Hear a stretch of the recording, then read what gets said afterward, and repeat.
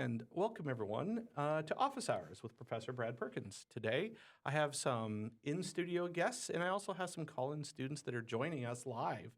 But first I'd like to introduce my in-studio guest, Sophia, if you would like to start. Hello, I'm Sophia Mordini. This is my second episode.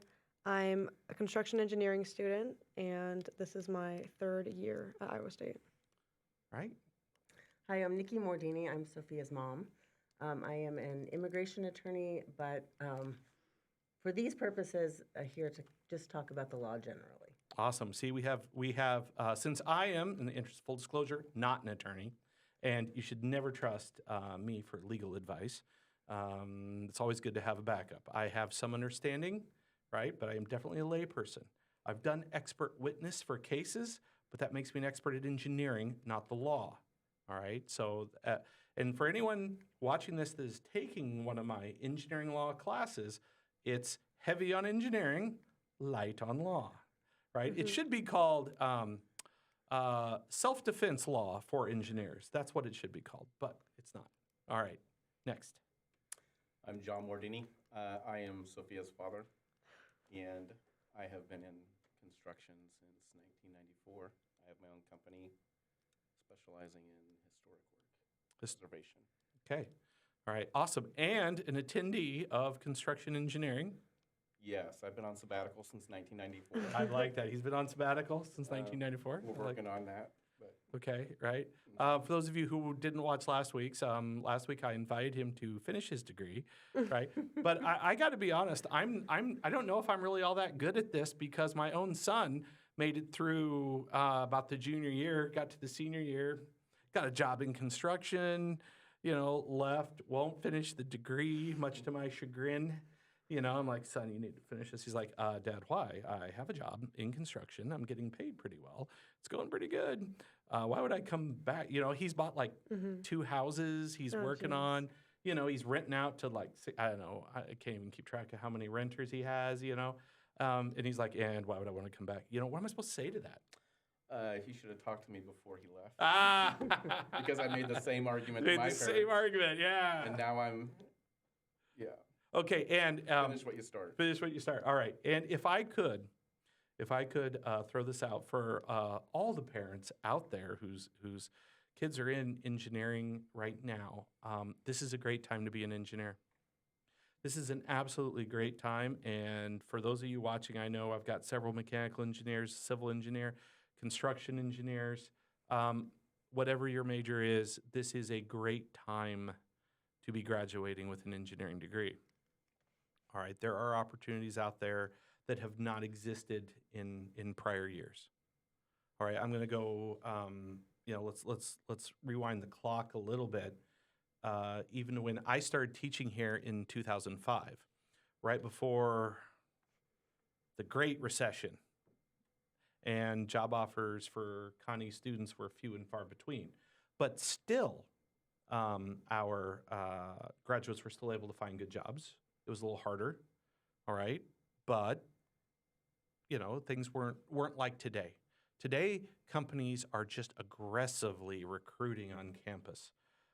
For our career fair, we have one of the biggest career fairs in the country for the engineering students.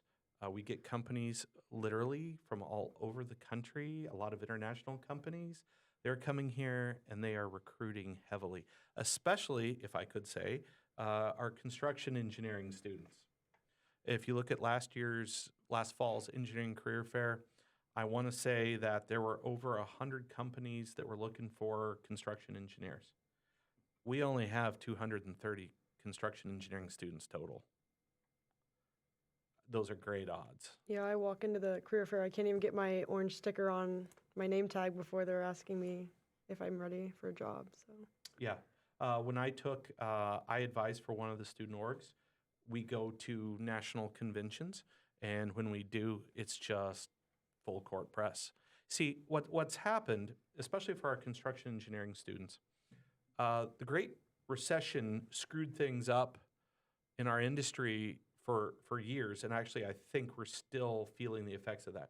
And what I'm saying is, if you remember the 90s, you're a parent and you're sending your kids to Iowa State and they're thinking of a major and they're like, ooh, construction. No, no, no, no, no. You need to go. You need to go anywhere but that. All right. Well, what happened is for like 3 years, the students that probably would have been construction engineers went to other majors, went to other fields, did other things. A lot of people left construction too, people that were already out there. And now what happened is the economy recovered, and let's think like after 2012 in construction. Okay, I mean, does that sound about right? Things started coming back. Okay, about 2012, people are like, "Ooh, hey, we're getting some work. We should hire again." All right, and those people to hire weren't there, or at least a lot fewer of them were there. And what's worse is that 3-year, 4-year gap, people that should have been senior to them aren't. So what I'm saying is right now, so Sophia looks for a job, and the industry looks like this. The people that should be 12 years older than her supervisors went to other businesses, went to other industries. So now as they're hiring, they're promoting fast. You know, those people aren't there, which from say 2015 to 2020 for sure meant we're hiring anybody, and if they've got any talent at all, they're getting promoted. Well, guess what? That means we still have a lot of openings for junior people. And so today, you know, our graduates are heavily sought after because there aren't the people 10 years, 12 years, 14 years, they're senior. There's not as many of them. So all I'm saying is good choice in major. And by the way, any of you watching, if you were to, you know, switch to construction engineering, I'd be happy to talk to you about it. And if you do, be a mechanical emphasis, right, Sophia? Which I tried to convince Sophia to do. In the works. In the works? Are you going to do it? Are you No. gonna switch? No. Liar. All right. I appreciate you at least humoring me. Okay. All right. But what I'm saying is, let's go back to when I graduated in 1997. As a mechanical emphasis Connie, I was rare. I was like the one that graduated that semester. I was fortunate to have 3 job offers, and in the 90s, that was rare. That was very, very rare. It's like, whoa, I got my choice. This is pretty awesome. Most people were hoping for 1, maybe 2 offers. A lot of engineers graduating didn't have anything at graduation. So it was a different day. It was a different day. Things have changed substantially.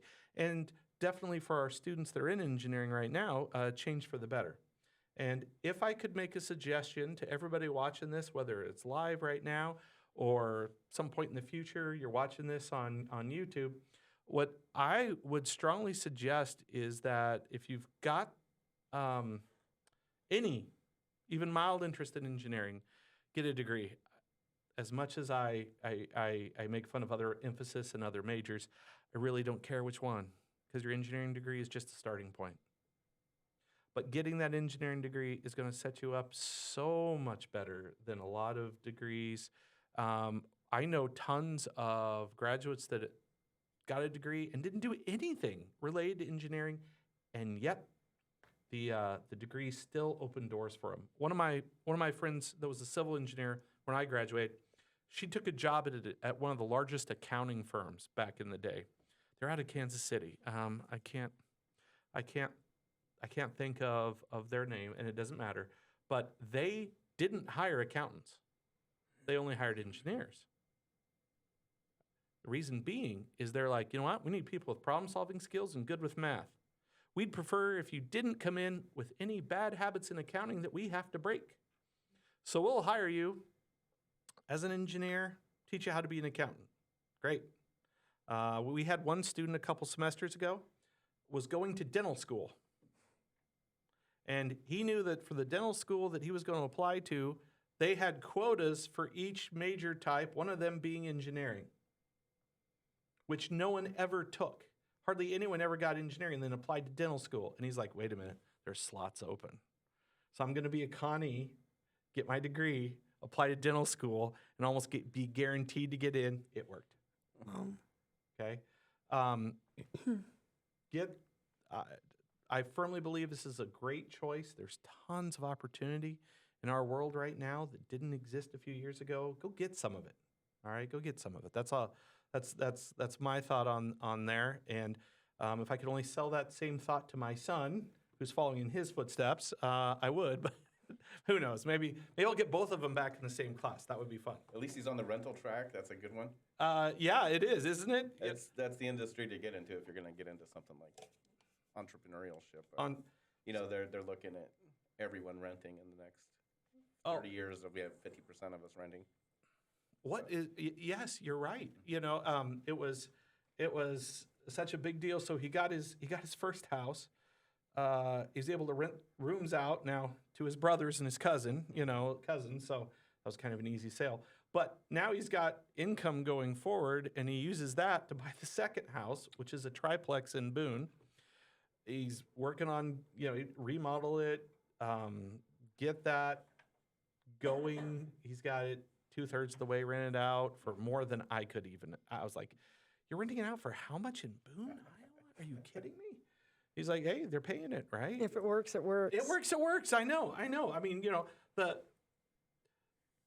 the guy here that's lived in Boone County for the last 25 years is like, "You're getting what for rental?" Mm-hmm. But then it occurs to me, I'm like, okay, what? Not a lot of other choices, right? Well, COVID changed all that too with driving up the costs and availability and everything in the housing market. So, It did. It did. Until land comes down And it's not going to. until everything gets back to normal, which it's never going to. Yeah, People are going to keep renting. they're going to have to. I think you're right. I think you're right. So, and I'm not happy about it, to be honest, because I'm a parent.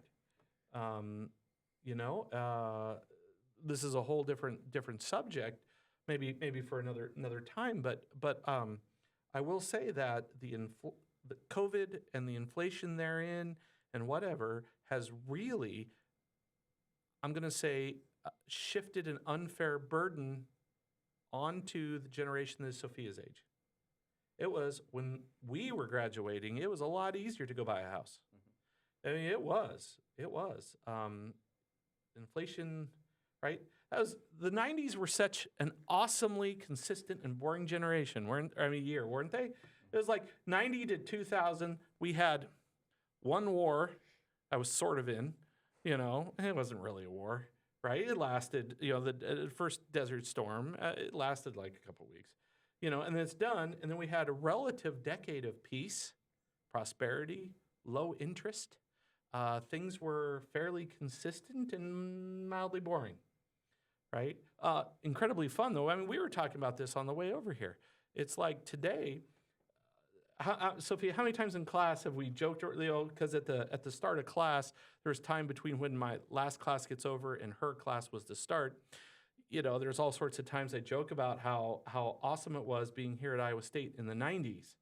No cell phones, no email. I mean, we were all assigned it. I was part of the first class that got assigned an email. You didn't use it. Nobody sent you anything. You checked it once a month. Did you even have an email? I couldn't even tell you. Exactly. I couldn't tell you if I did or not. You may have and then never checked it. May have. Exactly. I just remember the Apple II GS in the computer lab. That was what we had for word processing. That was it. But for class, you had to go to class. But there was no Canvas. There was no assignments on Canvas. There was You still live like that, though. We don't get assignments through Canvas for you. I don't.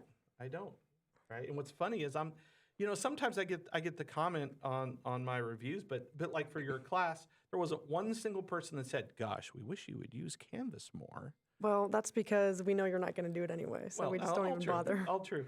writing it down. Right. But I mean, I change my classes a lot, but that's one thing that I look at. I'm like, I don't think I want to.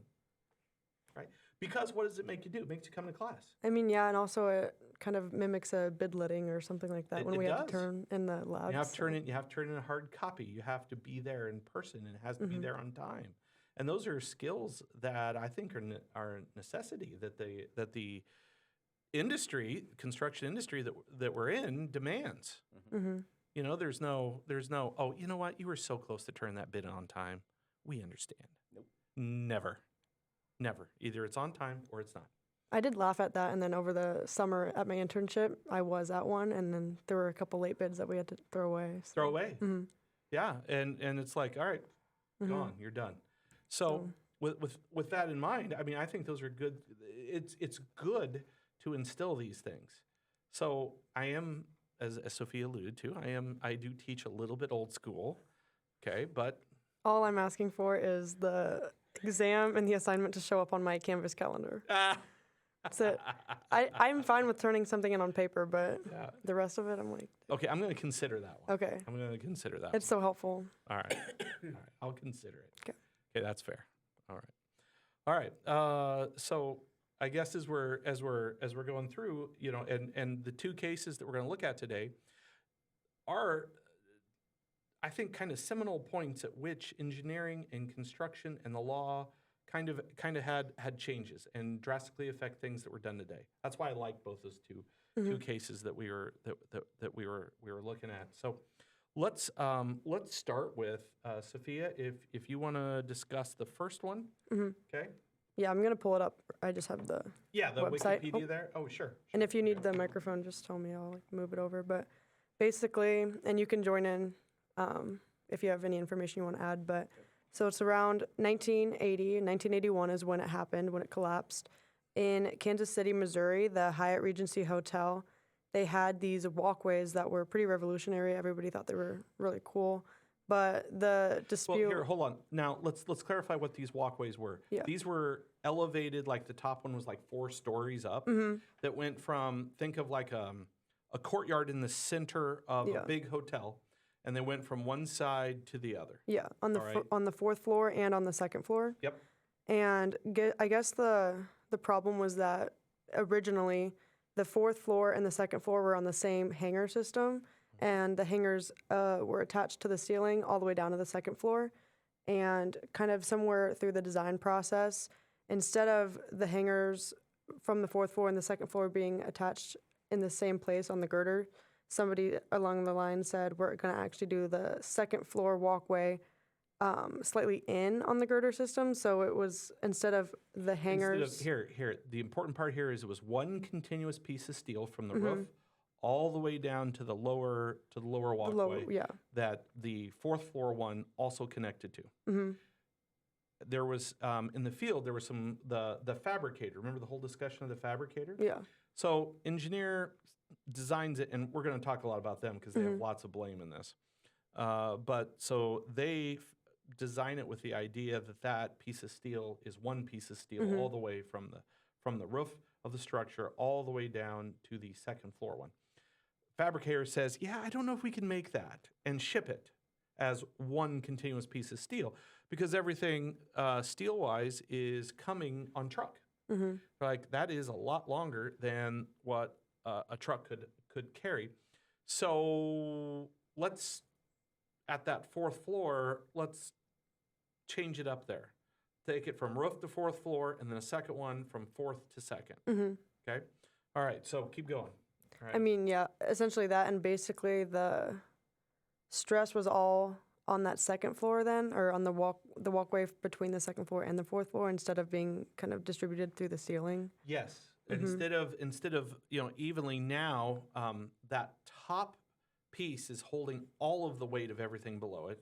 All right. Which it would have done either way, but instead of like the ceiling bearing all that weight, it was still doing that, but also the 2nd floor walkway was then pulling on the 4th floor walkway. Yes. And then they had this big gathering one day on the day of the collapse, and eventually from the start of construction to that day, and then all of the people being there on that day, it collapsed and killed a bunch of people underneath. Well, here, let's talk about, all right, so the collapse itself. So the hotel, as kind of a promo, they would have dance nights there in that open area in the center. People go up on the walkways, dance there. So I'm not sure if that many people dancing was exceeding the number of people there. But here's the problem that I found. I remember this. You sent me that video of one of the attorneys talking about it, and this is absolutely fascinating to me. Is that no one ever did the math, the actual calculations for how the steel was attached. Structural engineer thinks the fabricator is going to do it. Fabricator thinks the structural engineer was going to do it. Nobody ever actually did the math, and that was shocking to me. It was shocking to me too. I had to double check that because I was like, there's no way that they didn't have to present something. It was a lot Well, of. I do understand that. No, they don't have to present it. Which I didn't know. I didn't know Yeah. that wouldn't be a step that was along the process. Yeah, but let's talk about that for I'll just a push it second. here if you All want right. to. That's fine. Well, here I want to talk about that thing. So, like, as a mechanical engineer, when I'm designing mechanical systems for a building, right, I never show anybody my calculations. Right. Those aren't reviewed, right? You know what's reviewed. You know when you submit drawings to code review analysis. The city plan review guy Yeah, will review the calculations. review the plans. I often turn in calculations from an engineer. Do you really? Yeah. I That's don't do things fascinating. normally though. This I like this. See, now we're figuring out how he stayed out of lawsuits this whole time. Yeah. Okay, see, all right.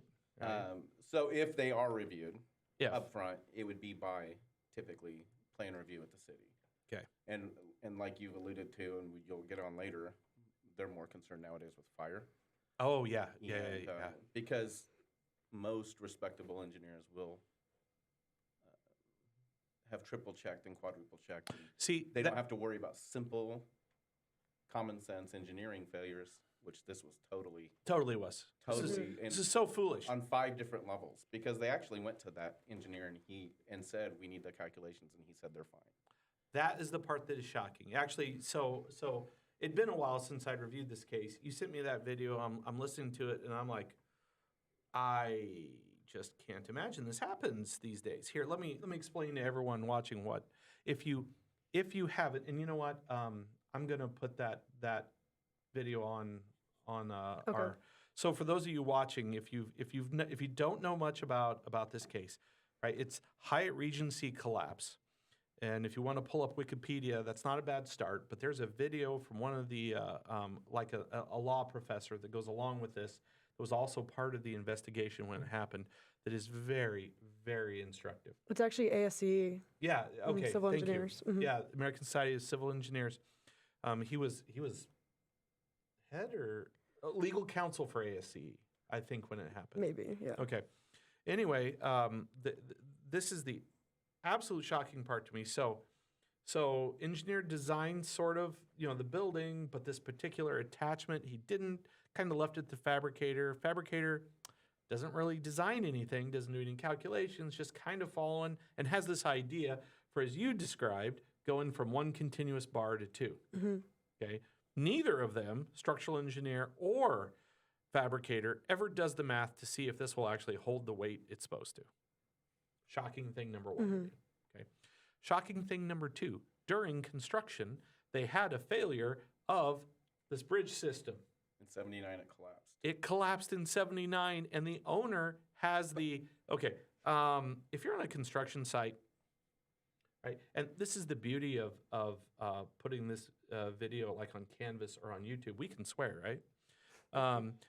He has the, and if you've been on a construction site, this is the, oh shit, the owner wants to talk to us meeting. You've probably never been in one of those, huh? Not for anything I did. Not for anything you did, exactly, right? But there is the, oh shit, the owner wants to talk to us meeting. And they literally, the owner of the building is like, hey, we building a safe building here? Ask the structural engineer point blank, we check these calculations? They're like, we'll check. They come back and they say, yes, we checked. And yes, specifically, we also checked the steel calculations for everything, including the bridges, and they're fine. We're good to go. And then what the attorney says is that on examination, turns out that structural engineering firm. Oh, hold on a second. Who's got a question? Oh, okay. I thought someone was coming in. All right. The owner literally says, "Hey, did you check these?" And they're like, "Yes." And then on cross-exam, they're like, "Well, we spot checked them. We spot checked a few, but we didn't really do all of them because," and this is fascinating to me, he said, "we weren't getting paid to check them all. So, we did what we were paid to do. and You'll we're pay for it later, though. Oh my gosh, this is, but you have to understand. All right, now, in their defense, which there isn't one, Mm-hmm. okay, but this was 81, right? We're still smoking on airplanes. Okay, I mean, do you understand where the United States is? Yeah. We just got past the Ford Pinto exploding from being hit in the rear end. Okay, and if you don't know what that is, that's a good one to look up for engineering. All right, so I mean, where we're at is a very, very different world. It's not near as lawsuit and litigious. Is that fair to say? Right? We'll ask the attorney. I mean, Yes, I absolutely. mean, so legal liability wasn't thought of so much as, do we do what we got paid to? Yeah, okay, good enough. It was a very, very different mindset, which does not excuse what they did, especially for professional engineers, which did not work. Their defenses of like, oh, we weren't getting paid for that did not work, and they were excoriated. All right, so the shocking thing that they literally were asked and then didn't check it. As a consulting engineer, I could not even imagine that. Mm-hmm. Having an owner ask that question and then me lie to the owner about checking my calculations, I could not imagine doing that today. But I mean, that is what happened.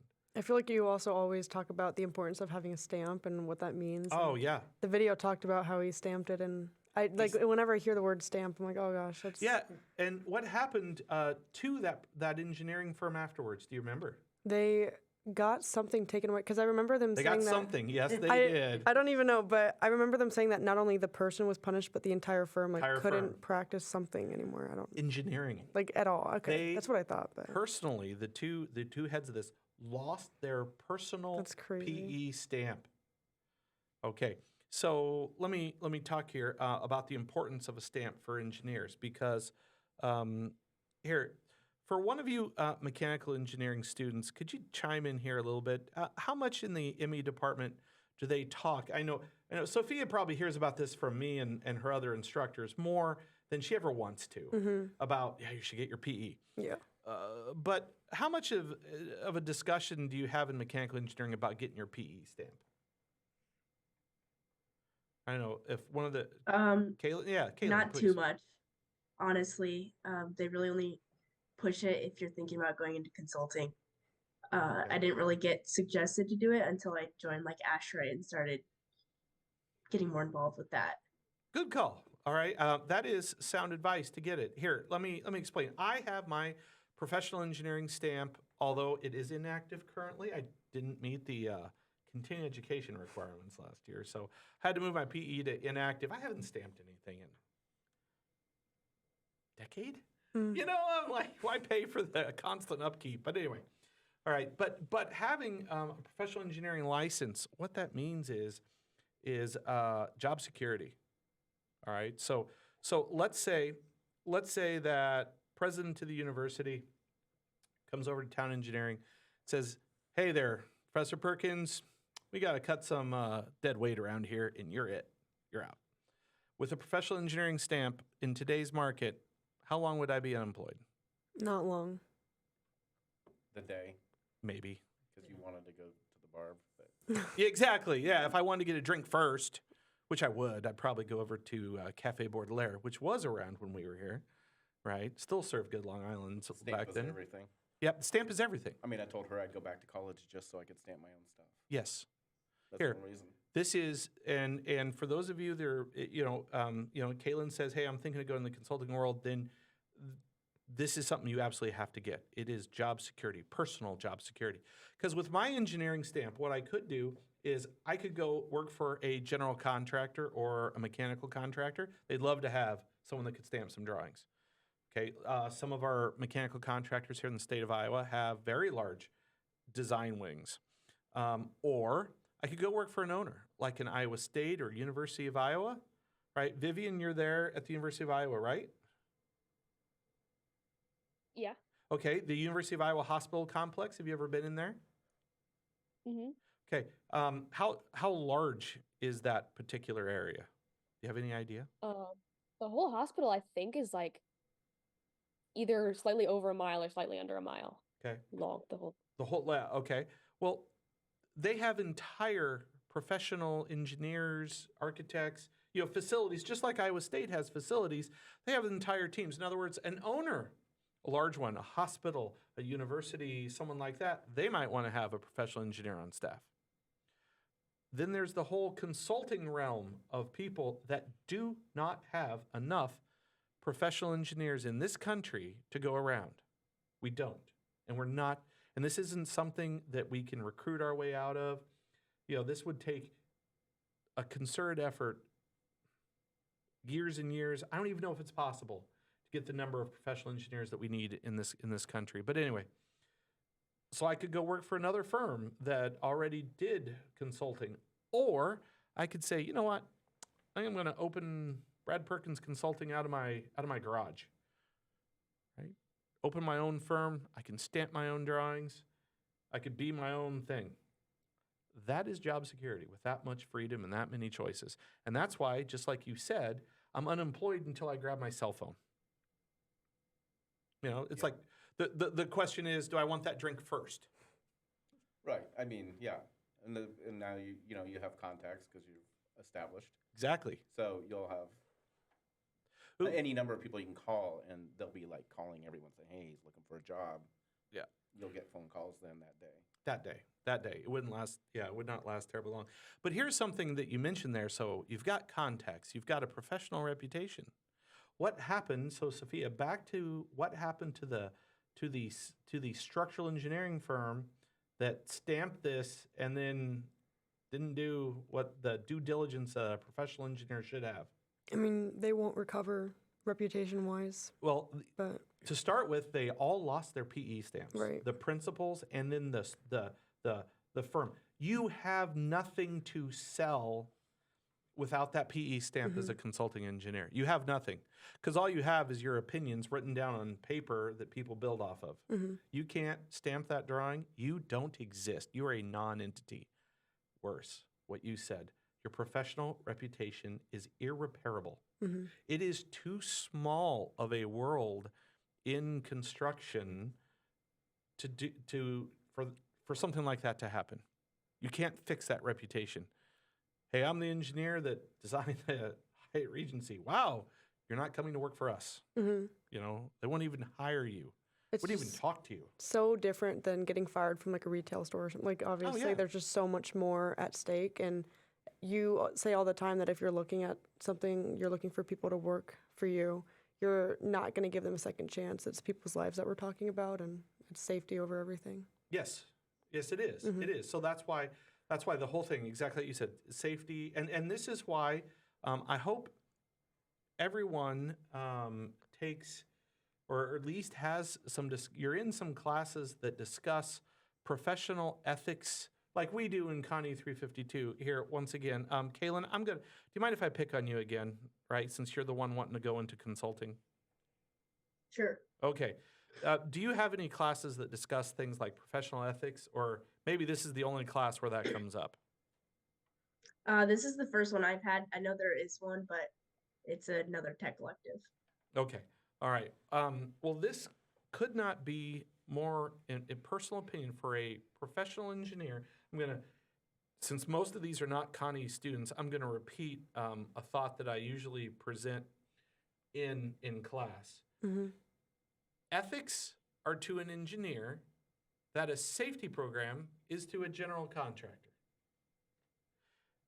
In the short term, having good ethics and good safety programs are a pain in the butt.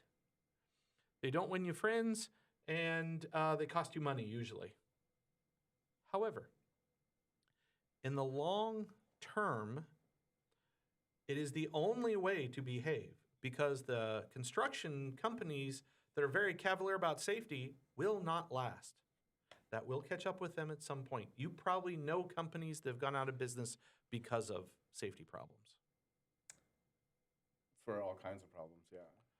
Well, yeah. If I was to write a book on how to run a good construction company, it wouldn't even talk about construction. Good point. That's actually, the important things. The reason people go bankrupt are not Usually ethics, trust.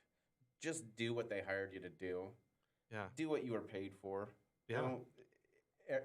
It all comes down to people trying to get one over, do it cheaper, faster, cut corners. Yeah. Ethics, Ethics. Um, Burning bridges. burning bridges. Yep. Even if you don't get sued, you can't go around, especially in Iowa. You cannot go around upsetting clients to the point where they don't want to hire you anymore. It's too small of a world. Owners talk. Other contractors talk.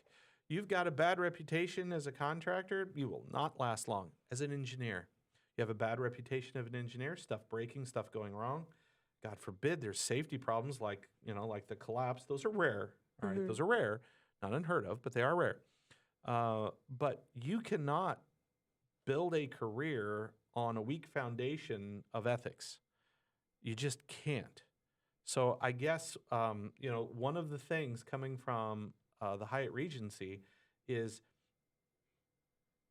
they abused the professional engineering license. Shockingly, they made mistakes that never should have happened. They were given a chance to fix them, didn't, because we don't have any hours left in our fee agreement, so we can't go back and do all the math again. That would just be terrible. Okay.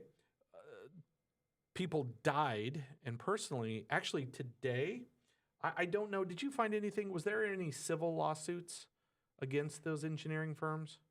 I can pull something up about the lawsuits. Yeah. There's a whole legal section right here. Yeah. All right. Let's see here.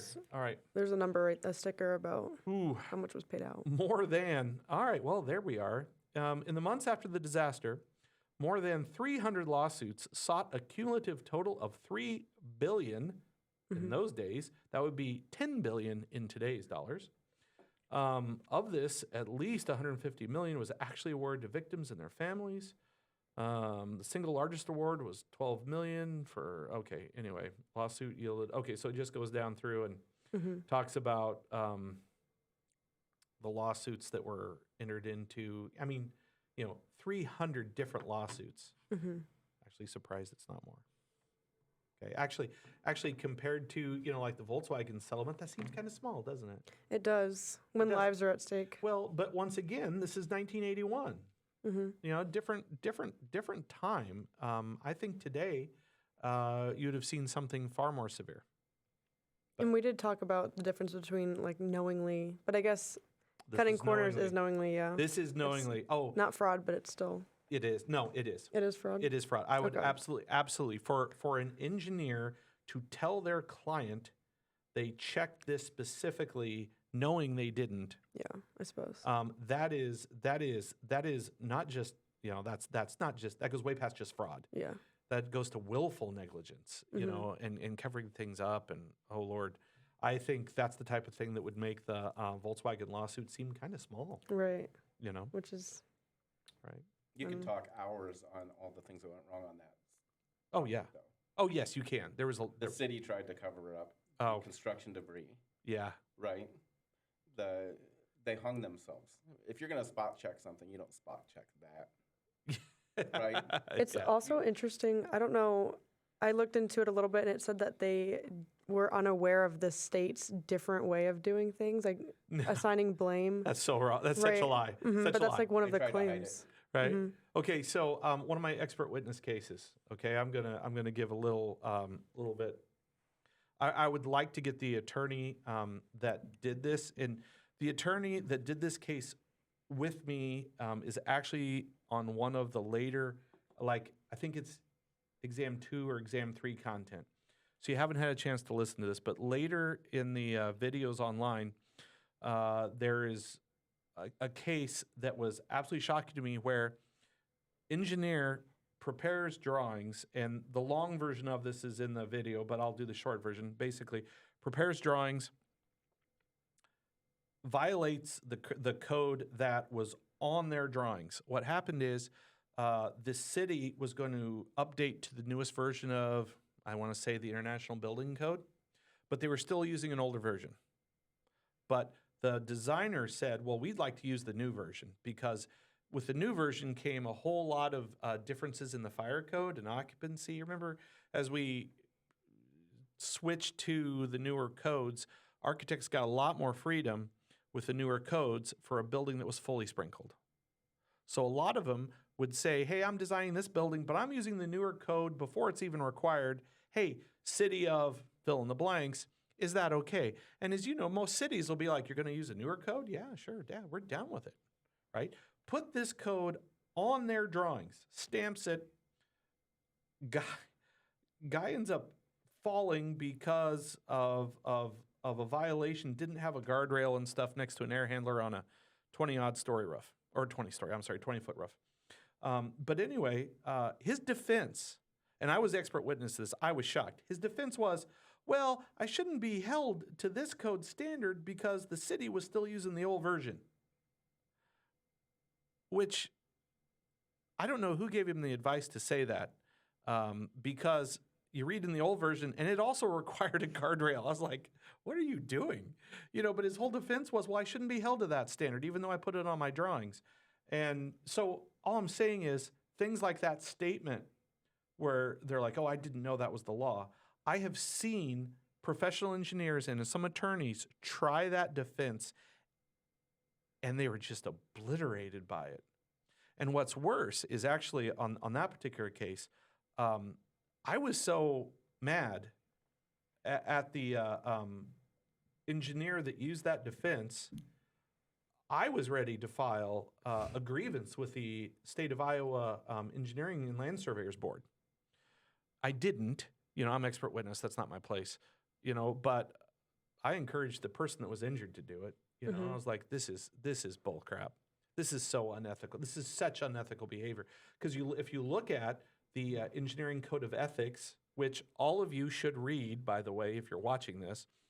Okay, if you're an engineering student, you need to read the Engineering Code of Ethics. But one of the things that it says, very clear language, it's like, hey, you're an engineer. I'm going to paraphrase. Accept responsibility when you're wrong. That is not usually the advice their attorneys give them.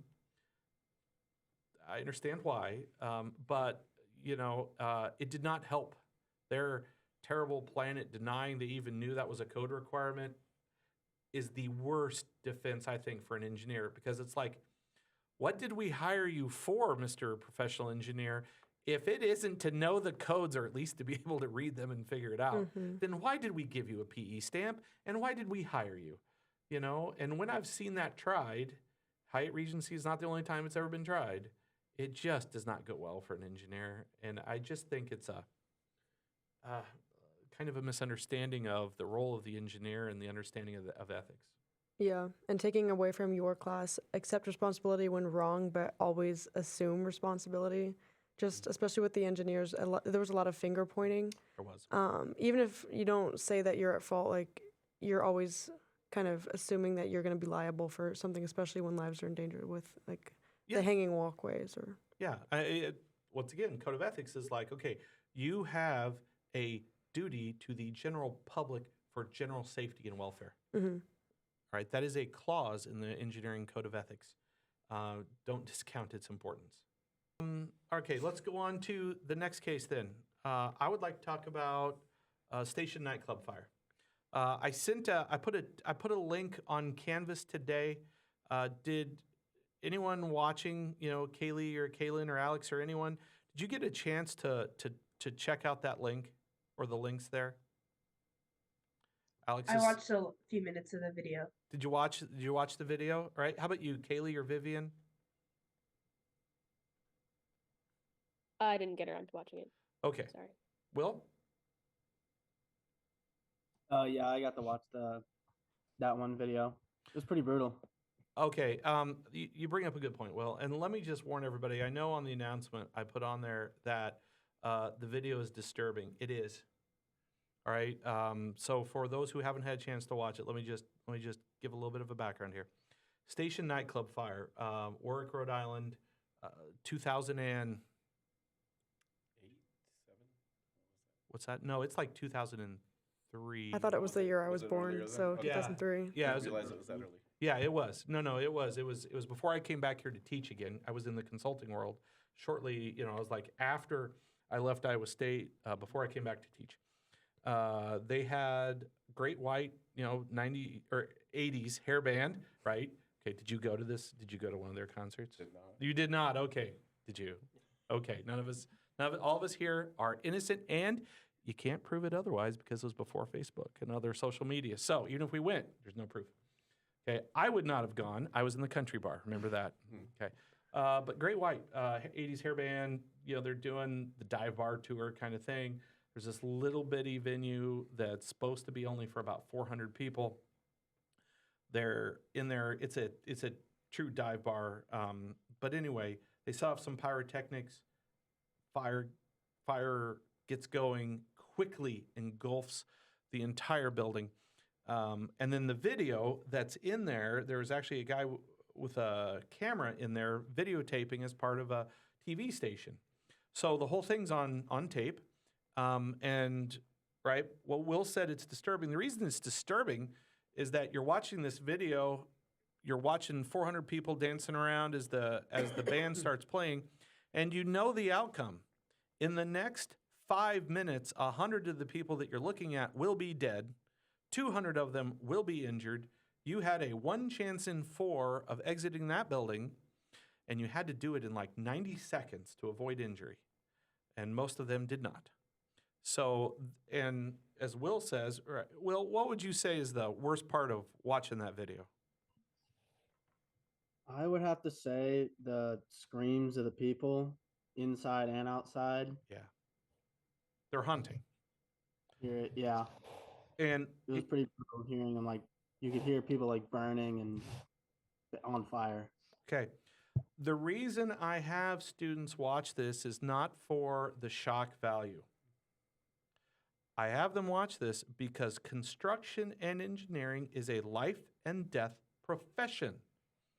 If you're not prepared to take that responsibility, if you're like, oh, I don't want to watch this, then you're really not prepared for the responsibility. You're not. And so it's required viewing in my class on mechanical design. I think it should be required viewing for any engineer ever wanting to stamp anything or anyone building anything in construction. So the reason we talk about it is it deals a whole lot with fire codes, life safety codes, exits, but really there's a lot that has to do with material selection, inspections, and the whole thing. We talk a lot about that in my 352 class. What I would like to talk about here is the legal aftermath, because I found that also interesting. So if you're watching this in the future, pause and go watch those videos. Be prepared to be disturbed, but watch them anyway. All right. There's also another one that goes through some of the analysis that they did afterwards that I posted the link to. Did you see that one, Sophia? Okay. It's pretty good. Ben actually sent me that one. Ben, good job. Ben's building stuff, so he can't talk. Yeah, I don't think I really understood fully what happened until I watched the analysis video. The analysis video is very good. I disagree with a couple of his conclusions. Okay. All right, I just want to throw that out there. I think he's wrong on, he talks about how assembly occupancies all are required to be fire sprinkled. That is not the truth, okay? The requirement for fire sprinkling has to do both with square footage and occupancy numbers. And if you're below that, you do not have to fire sprinkle an assembly occupancy. But that magic number for number of people is 300.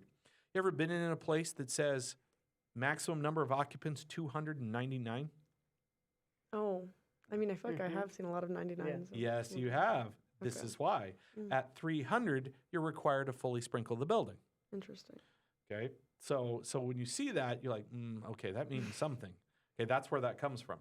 So those are subtle. Those are very, very small disagreements that I would have with his analysis. But the rest of it was really pretty good. All right, so watch that when you get a chance. Strongly recommended. But here's the thing that I want to talk about. So it's the afterwards liability. And part of that analysis goes through where they're wanting to do the show. The band wants to set off pyrotechnics. Okay, everybody did this back in the 90s, right? Especially, I went 80s to for sure. 80s for sure. Okay, in the 90s, I went to see Metallica play here at Hilton Coliseum, and they set someone on fire and dropped him from the ceiling. Oh, gee. It was awesome. It was part of the show. They had fireworks, they had the whole thing, and so what I'm saying is this wasn't unheard of. I mean, it sounds. But to do it in an area where the ceiling was under 10 feet high and coated with a urethane insulation, which I get it. They didn't realize that stuff was as flammable as gasoline, but it was. But my point there is that what they were doing wasn't terribly unusual for the day. So the band wants to do the concert there. The owners are like, yeah, we could do this. They're setting up this pre-event checklist, and the band wants to do pyrotechnics. The owners are like, no, we don't want that, because we've had problems with and part of this analysis is this particular venue had problems with the fire marshal already. Fire marshal's like, yeah, here's a problem with this exit. Here's a problem with your occupancy. Here's a problem with windows and, exit signs and stuff.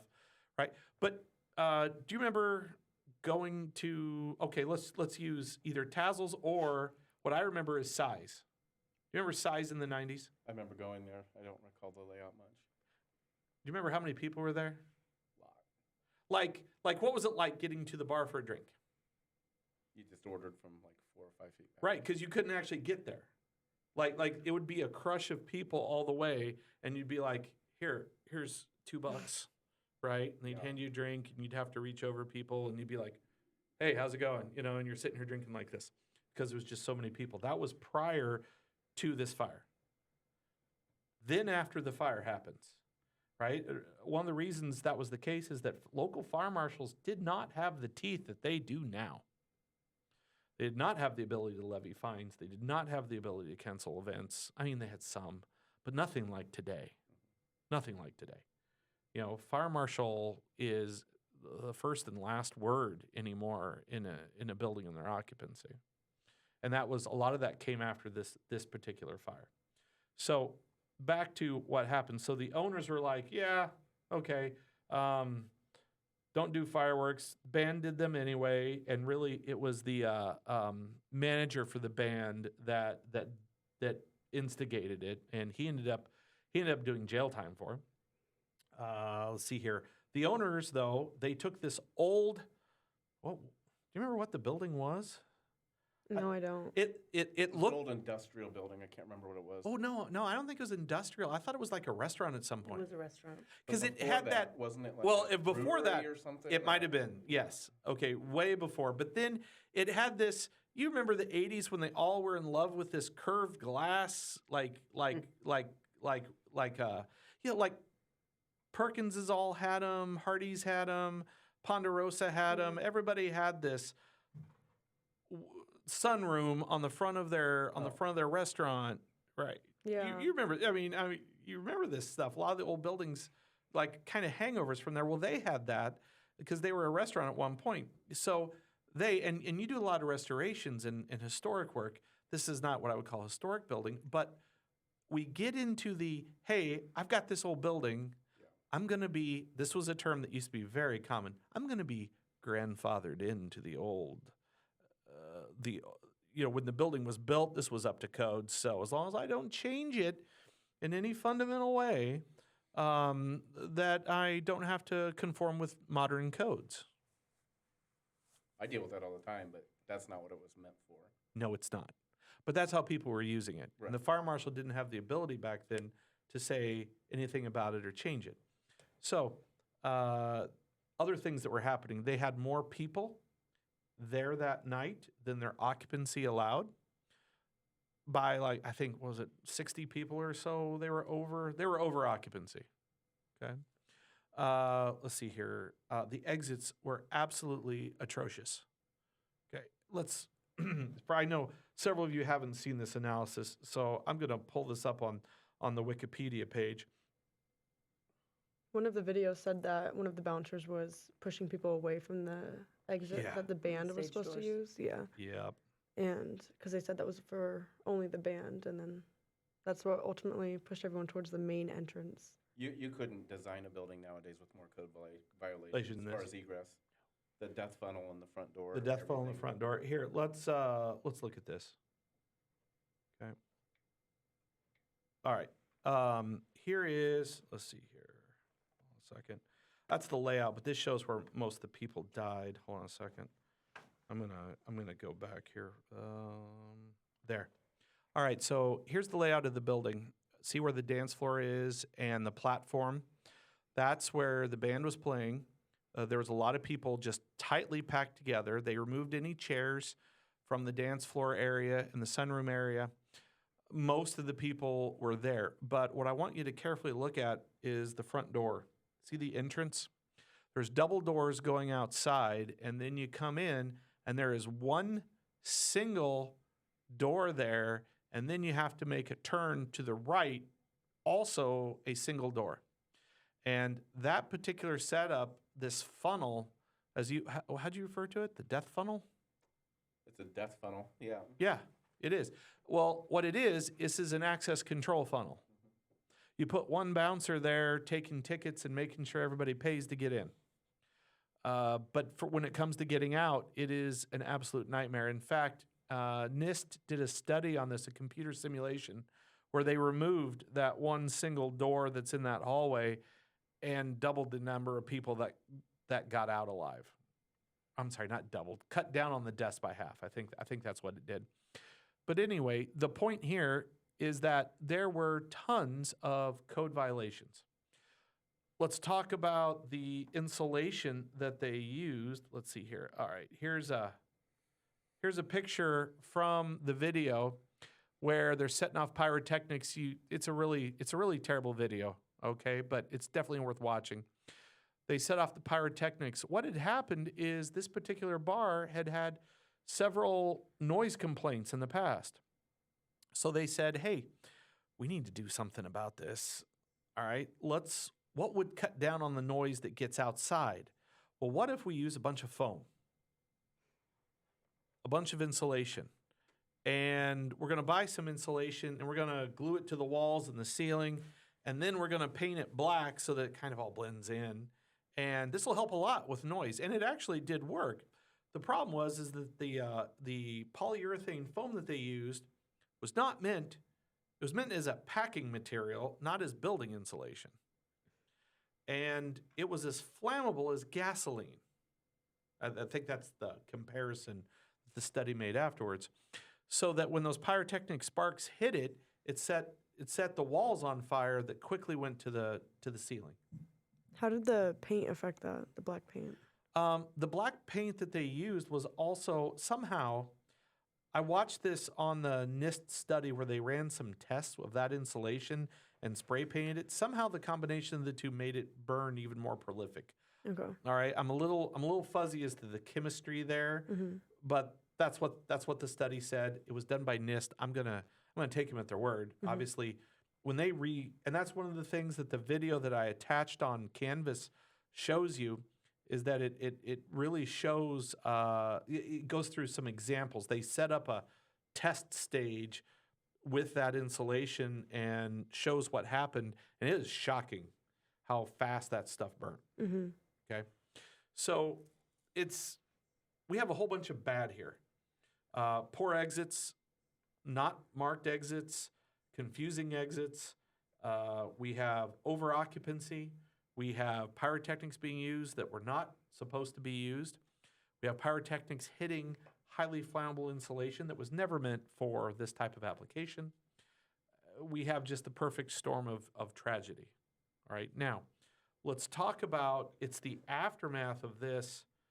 We talk a lot about the hows and the whys and what went wrong in Connie 352, but what I want to talk about is the aftermath, the legal stuff.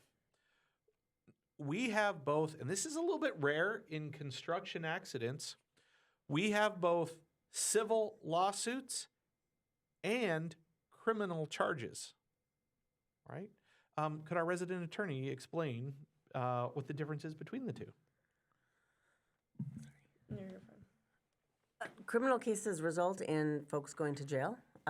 You lose your liberty. It's a case in which the state prosecutes a defendant. In a Yes. civil lawsuit, it's an individual.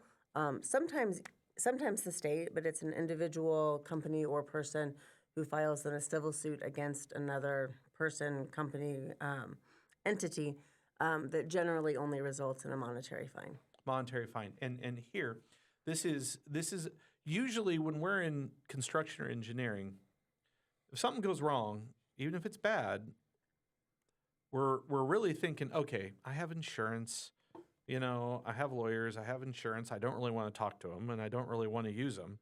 But if I have to, they're there. Different animal when criminal charges are suddenly on the line. Most accidents, even construction deaths, very rarely would there ever be criminal charges. And that's what I find unique about the aftermath of this one. And although I will say, I think this is, after this case, I think we've seen a little bit more of this, where if there's enough negligence, people can be held in construction accidents criminally liable. I've never been involved in such a case, I'll just say. Oh, have you? No. Oh, No, okay, it's good right. that you haven't. Yeah. Oh, thank you. Well, I appreciate that. Right. But I think it's probably a little bit more common now. So this is an important thing to understand. If you screw up bad enough, we're not just talking about losing your business and losing your money, which is bad by itself, but we could be talking about criminal charges and criminal action afterwards. And that is what happened here. If you look, I'm gonna switch back over to the Wikipedia. Okay, so there's investigation was started in Rhode Island. Indictments came down against the station nightclub owners, Jeffrey and Michael Derdarian, and the road manager for Great White, Daniel, and I'm going to mispronounce this name, Daniel Bichelle. I could be wrong on that, so if you hear it differently, someone else is probably getting it right. Anyway, they were each charged with 100 counts of involuntary manslaughter. Okay, this is, on the line here is serious time we're talking about. Interesting. This is interesting to me. Notice the West Warwick Fire Marshal, Dennis LaRoque, was not charged by the grand jury. Why not? Why would the person that's responsible for inspecting this not be charged? Because he personally is immune. Yes, he absolutely positively is. And this is something. It's in the same way that a police officer is immune, or that a firefighter individually is immune. Individual is immune. Because if we hold them personally liable, then no one's going no to one else want to is- be a cop Exactly. or a firefighter. There is a good reason for this, but here is a misconception that there is in our industry sometimes, and that misconception is, hey, it was inspected. Inspector was here. Must be good to go. I've had owners say this to me, by the way, as a professional engineer. Well, didn't they inspect this? Isn't this good to go? And I'm like, no, hold on. We found something since then, and we should take a look at this. And they're like, well, yeah, but the fire marshal's been here. The Right. inspection is only as good as the inspector that's Well, there. it's only as good as the inspector. You're right, but it is not exhaustive. Right. They cannot inspect every possible thing, and they cannot be held liable for it. That is why we have PE stamps. That's why contractors have licenses. It's not to do it and then let the inspector fix our mistakes. Well, and if the inspector inspected it for, say, concert that was more Not- subdued, yeah. an acoustic concert, Right.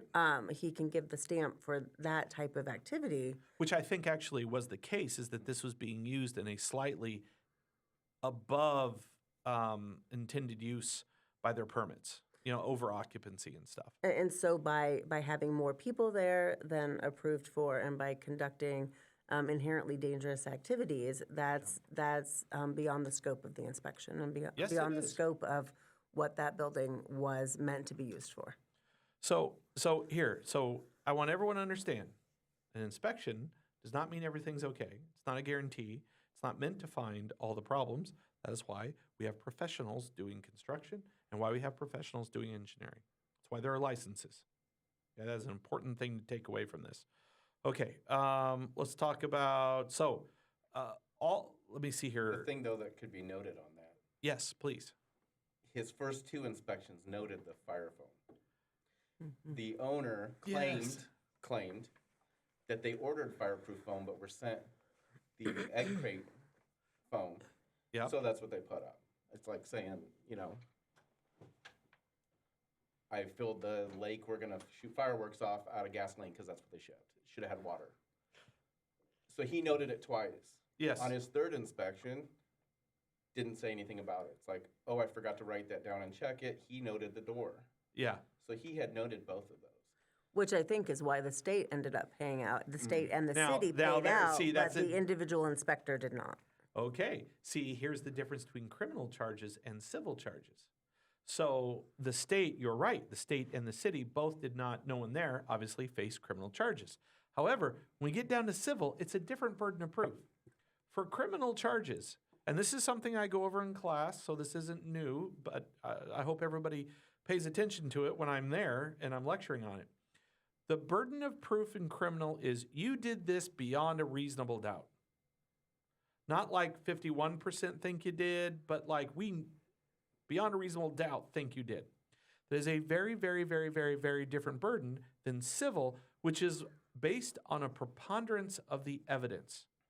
I think you injured me. I'm suing you. Now we're going to have a jury listen to both sides, and they're going to be like, not really sure, but who do I believe more? That's what it comes down to in civil. Who do I believe more? Do I think there's any liability here? Partial liability? What percentage of liability do I think I had versus you had? And therefore, do you owe me some? Maybe not as much as I'm asking for, but do you at least owe me something? Probably. That is a very, very different burden of proof. And that is why the city and the state, both under civil lawsuits, ended up settling and paying out. Okay. All right, so let's take a look here at what happened. Okay, so let's see here. Sentencing and statement. So they sentenced the owners, both of them, well, I'm sorry, one of them ended up doing some fairly serious time. I mean, most of the victim, this is where it gets ugly, right? Mm-hmm. They were sentenced to something like, hold on a second, 15-ish years. 4 to be served and 11 suspended. 4 to be served, 11 suspended sentence with 3 years of probation, both for one of the owners that was more involved in this foam business and the manager for the band. Okay. Some of the victims and their family thought, you know what, that's good enough. Several of them thought, this is not good enough. There was a lot of mixed emotion on that, and I'm not here to argue which of those trains of thought. I definitely understand both of them. However, the engineer and the construction guy in me says, yeah, I'd probably, if I was to pick a side on that, I would say, yeah, I think they got off too easy. 100 people died here, and they didn't have to. So, I mean, that's just personal. I don't know. Right? But what really happened is, yes, they served a few years, got probation and suspended sentences. All right? So people did end up doing criminal time. All right.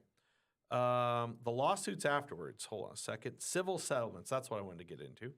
There's at least $115 million of settlements paid or offered to the victims and their families by the various defendants. Let's talk about some of the defendants in here because I think that's kind of interesting.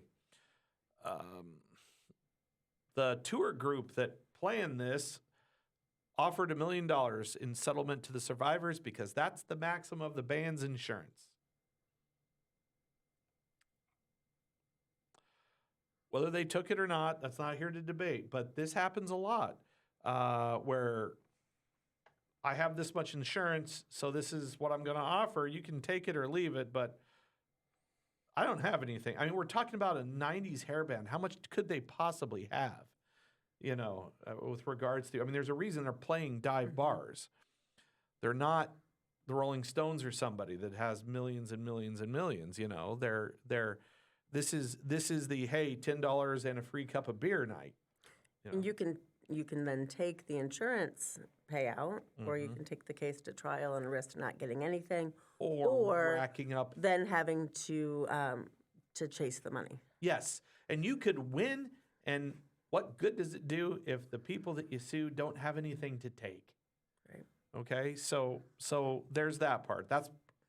I'm pretty confident that's probably why it's the 1 million. All right. The Didarians reached a settlement of just over $800,000. The state of Rhode Island and the town of West Warwick agreed to pay $10 million as a settlement. Right. So why do you think they offered the $10 million?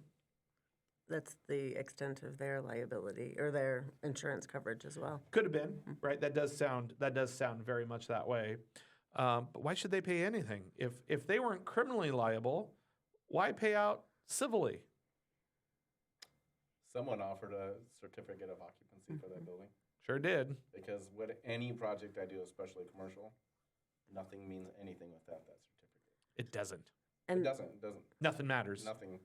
they also failed to follow up. They failed to note that they hadn't fixed the Yeah. paint, the foam on the walls. Because the city there wouldn't was be also- liable for the fire marshal, right? That'd be state.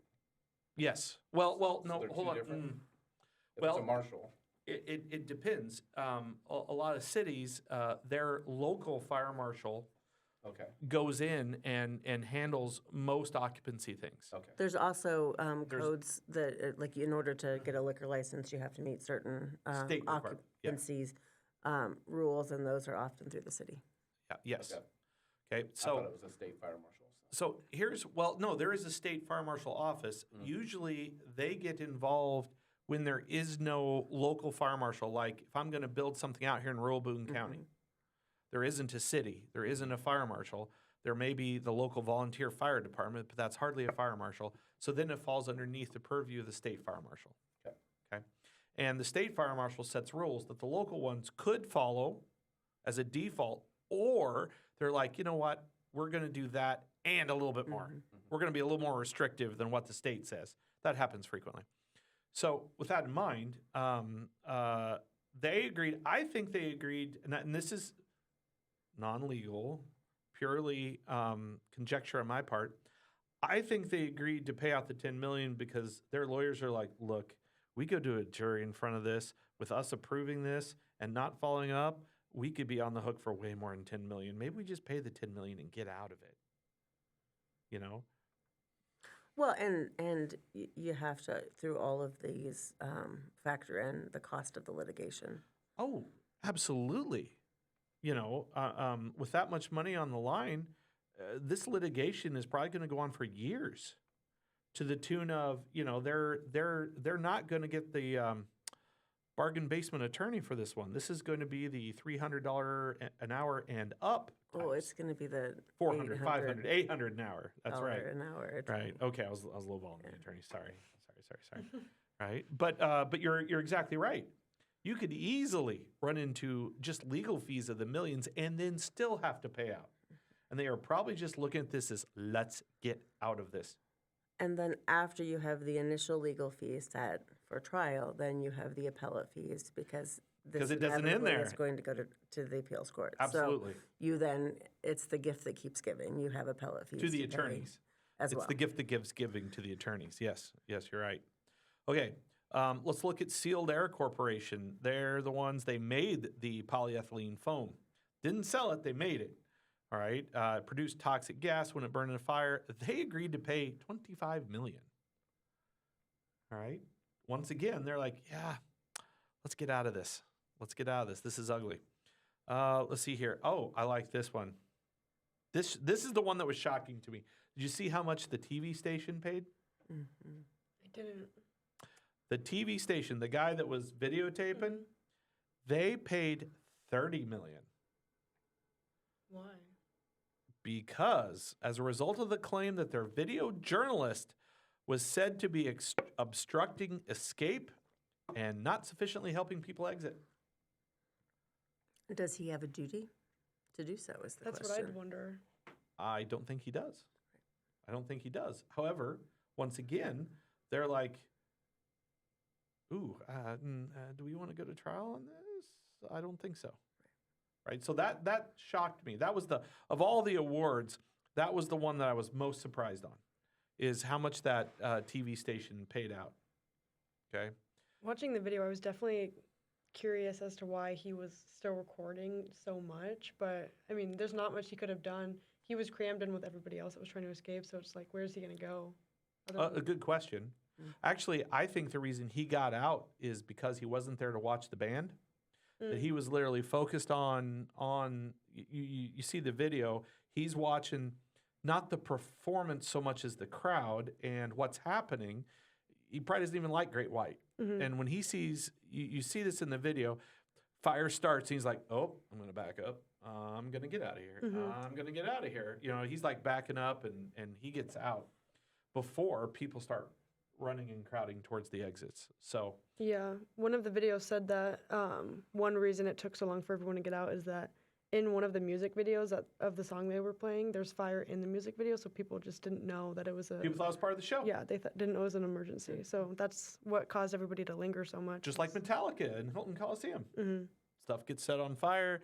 There's explosions. The stage collapses. They did it every show in the 90s. You know? But the Kiss video did it guy at probably... Vets too, but What's that? Kiss did it at Vets, but you had Yeah. 100-foot ceiling, right? Exactly. Yeah. When I go into a building like that, and I probably didn't in the day, I can say that I didn't realize what a Death Trap Tassels was. Oh God, yeah. So you watch yeah. that, I'd never go in that bar again. No, After never. watching that video, I would Never. never go back in that bar again. Did But you I ever- go in old buildings all the time, and I'm like, okay, I do. I look. I know my way I out. look. I know where the fire I exit do. is. I've seen this. I go too to many Iowa times. Beach Steakhouse, right? I don't know if you've ever been there. It's a great old place, old building, old. I go to a place like that, and I'm like, okay, where's my second way out of here? I go to any of those old buildings like that. And Airplanes. I Always think do about this. it. I go in an old house, Airplanes. and I go in the basement, Yeah. and I'm like, okay, Ooh.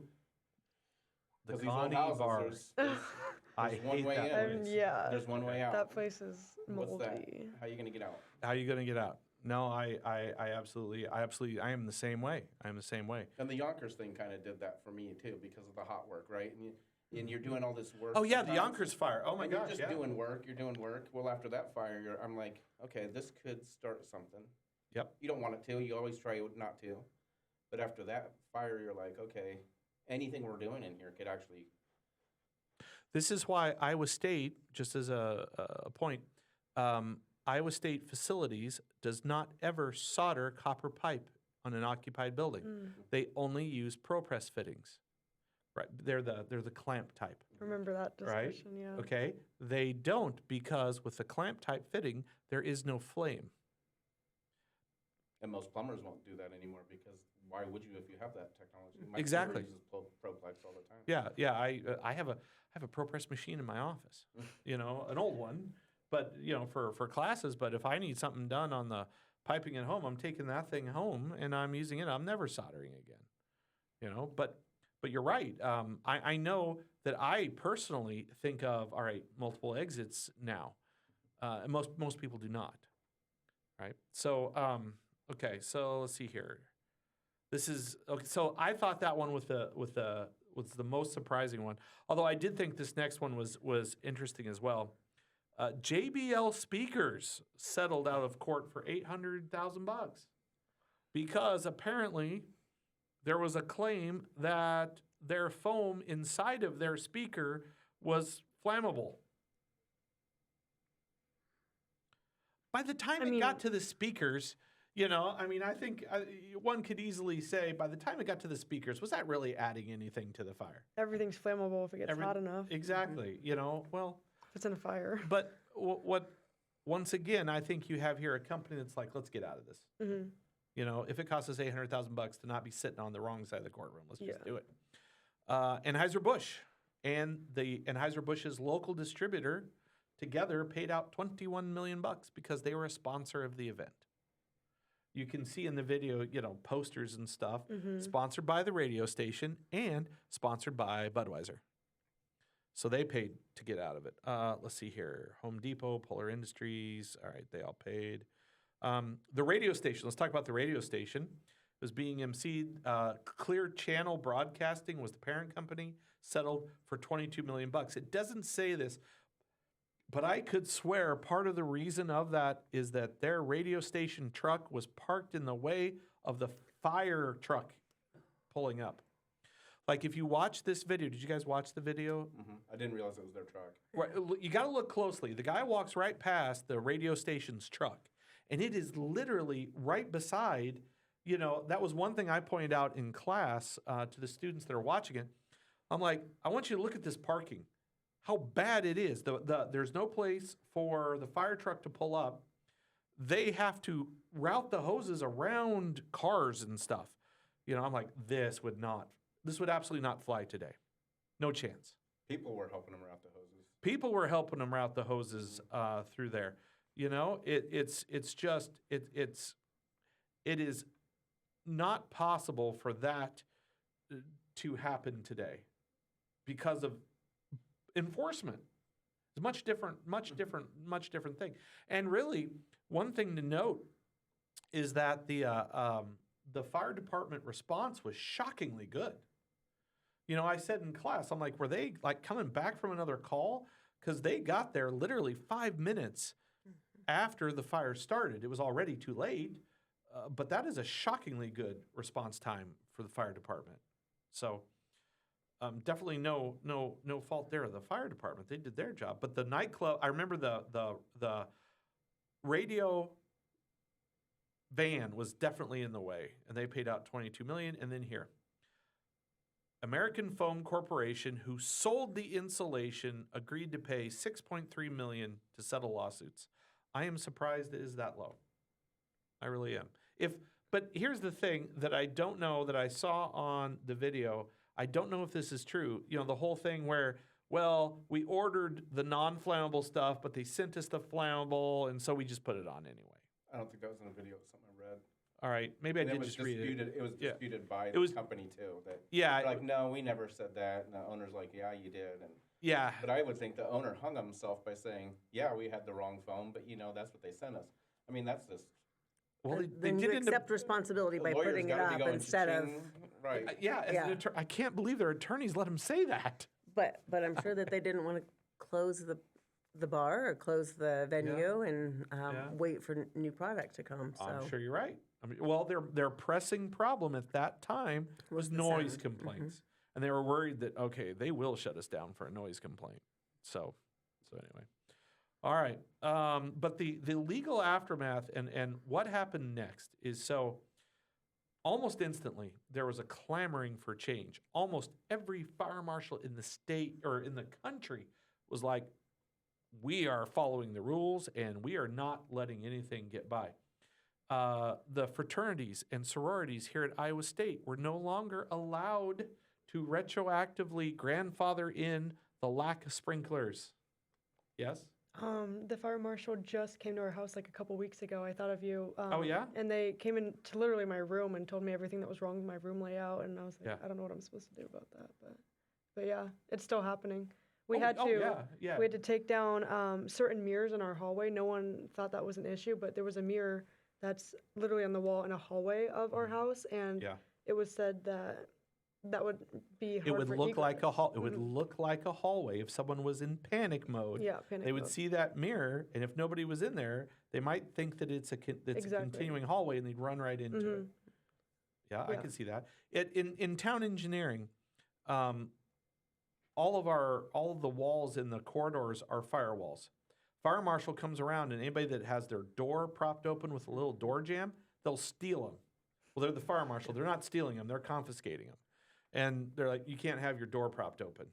And this is an ongoing thing that I'm at odds with. Some of the other people in our department were like, well, we should all prop open our doors to be more welcoming to students. I'm like, I don't think professional engineers should be in the habit of violating the fire code that we keep getting told that we're violating. Anyway, that's personal opinion, Mm-hmm. right? So I don't prop my door open. So Yeah, anyway. we know. Yeah, exactly. Exactly. Right. It also keeps my room cold. Yeah.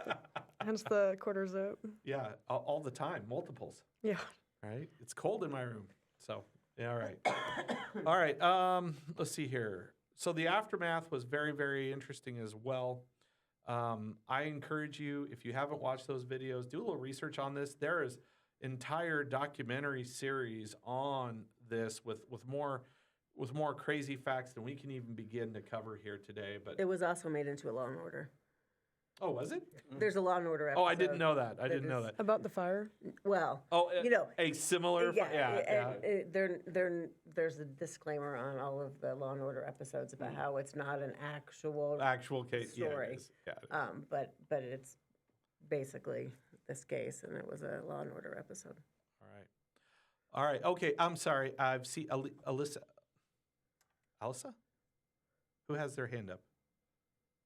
Yes. Go ahead and join in. Your name has disappeared on my page though. It just says iPhone.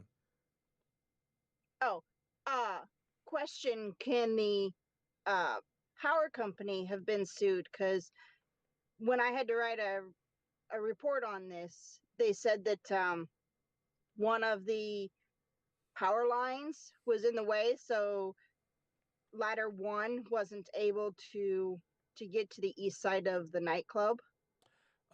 Can they? Yes. Absolutely can. You can sue anybody for anything, literally. You know. That might have been the basis for either the city or the. Ooh, I bet state that liability. that could have been part of the city.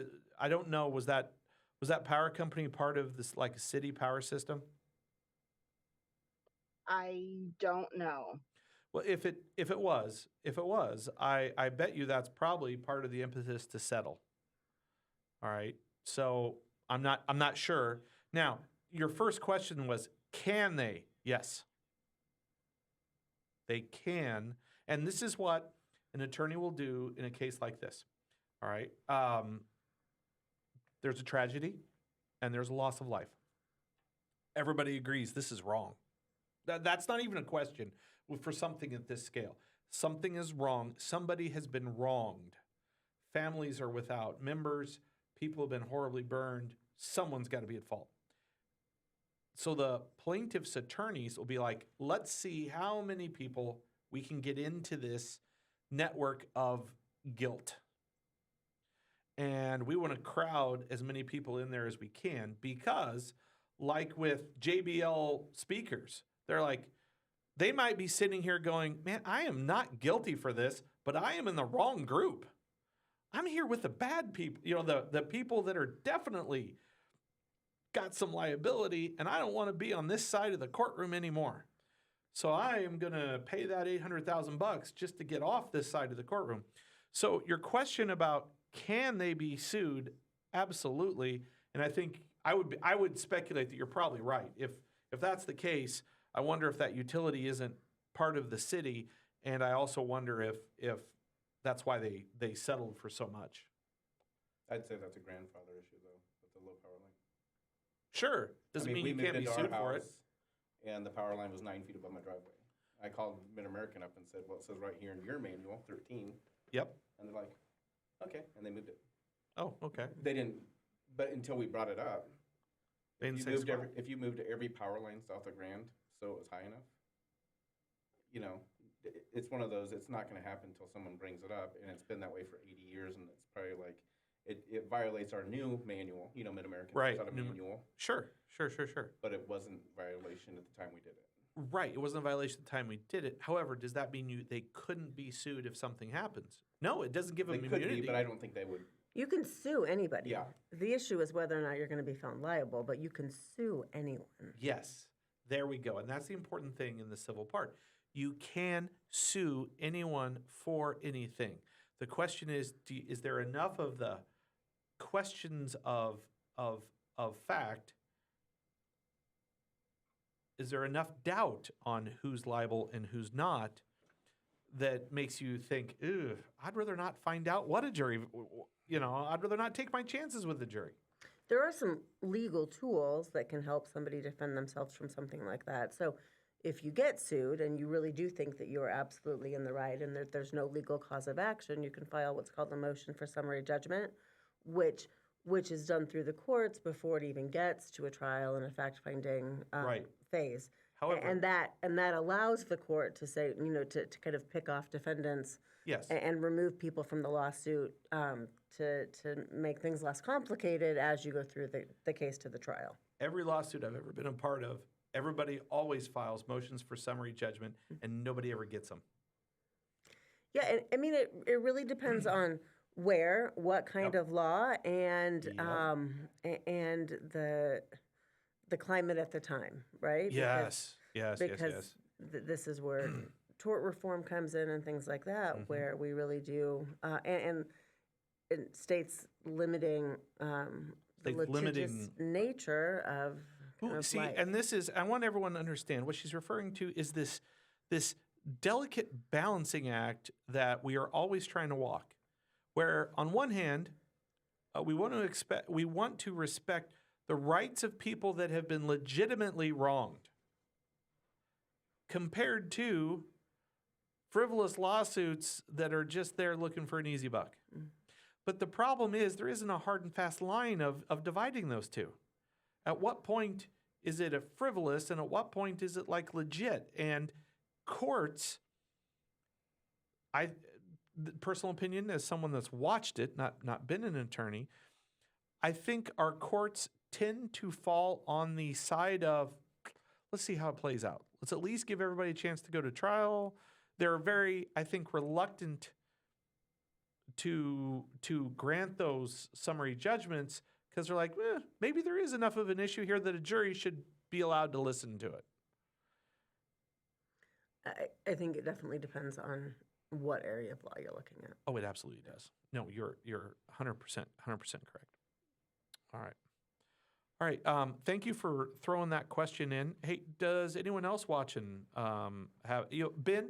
This was your topic that you wanted to talk on, right? Did you want to join in, put down that hammer, or whatever it is you're doing? Oh, some good old process piping, Brad. Just what you taught me. Oh, awesome! I'm glad my lessons are serving you well, right? No, I think you guys pretty much covered all the bases here. That second video where that guy breaks it down, like you guys have talked about, that's a really good video. It is. It gives you a lot of the behind the scenes stuff that is not obvious. Like, like Sophia said, hey, that was really good.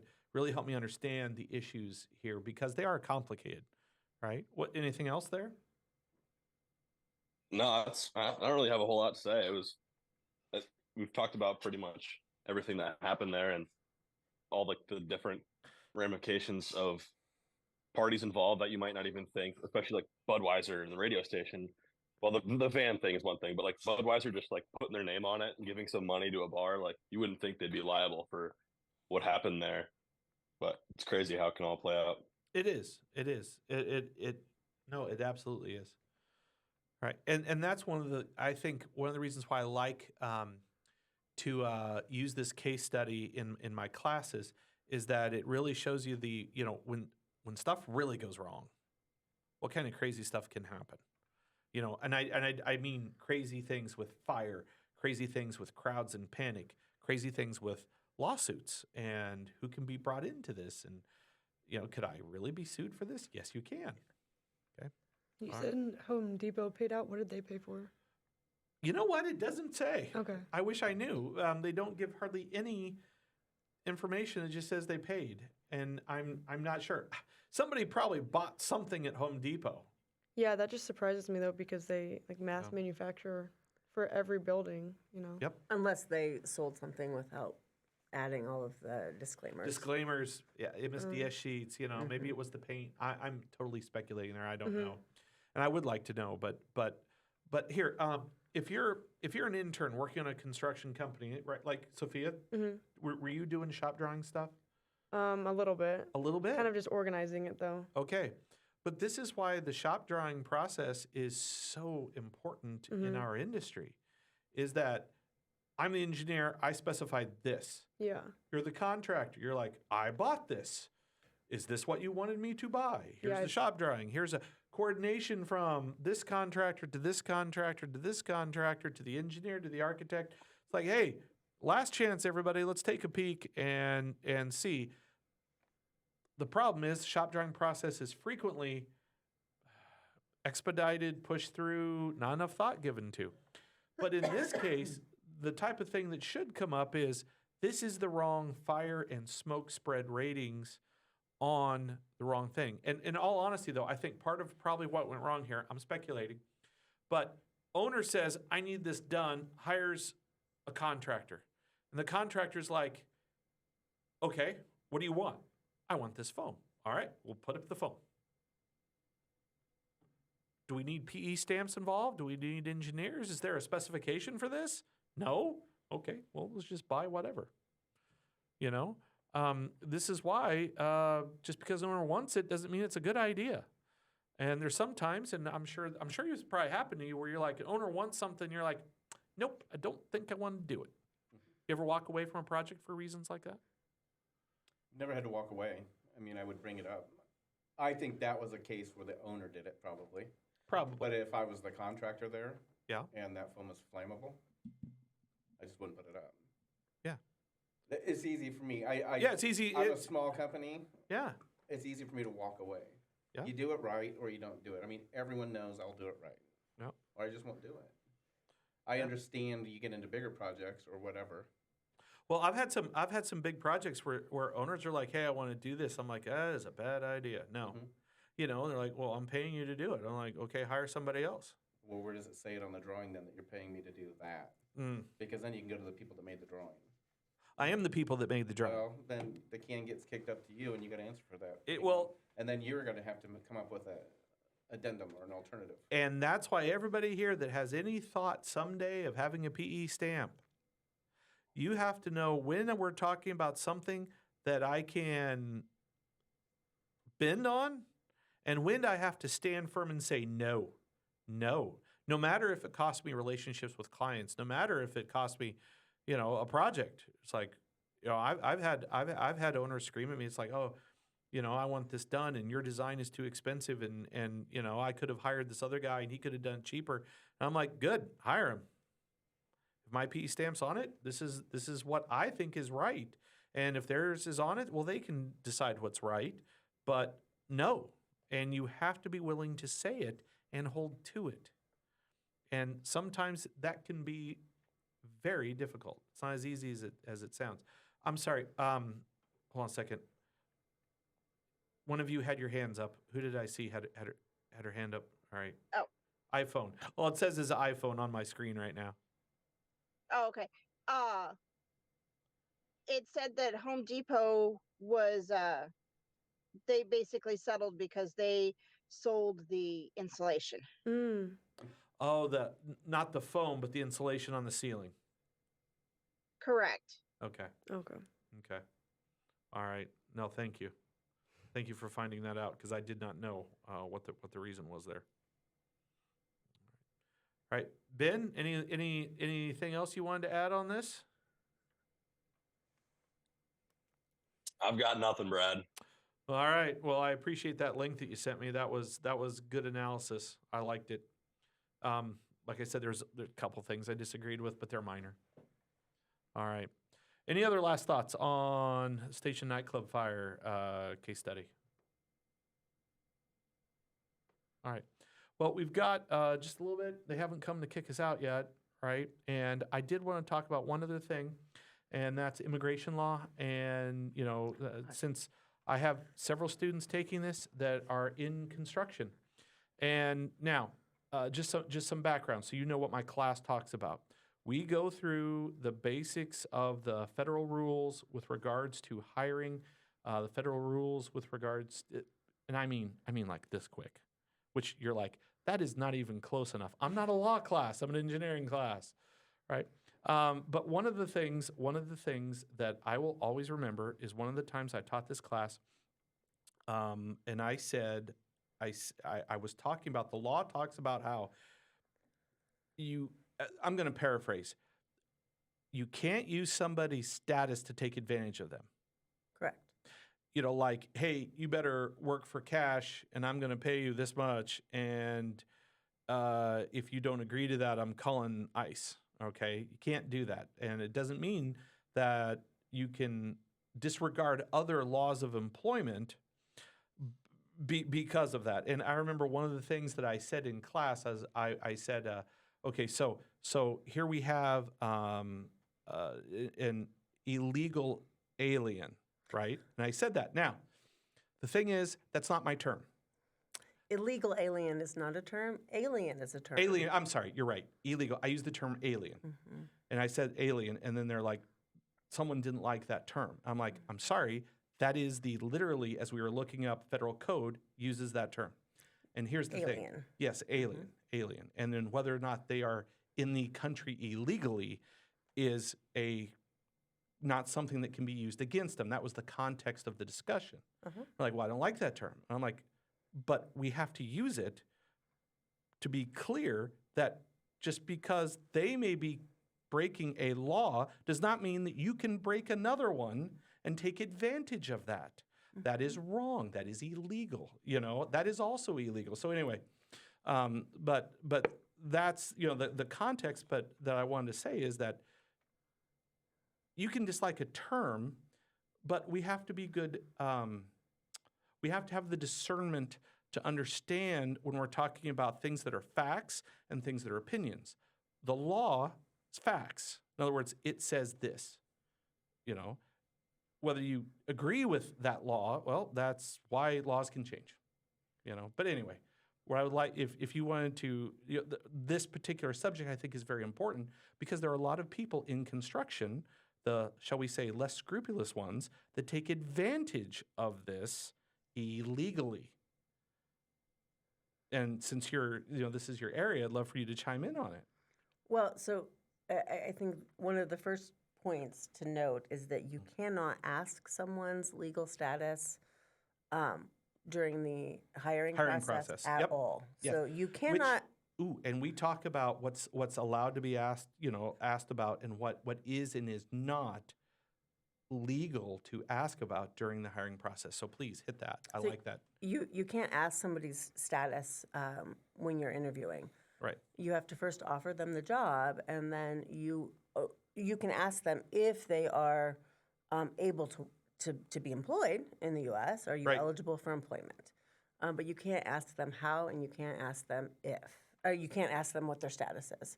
So when Sophia got her first job in high school, then we had this discussion about the forms and what you have to submit. So, either your passport that proves your identity and your citizenship, which shows that you are then lawfully able to work in the United States, or you don't have to be a citizen to work lawfully.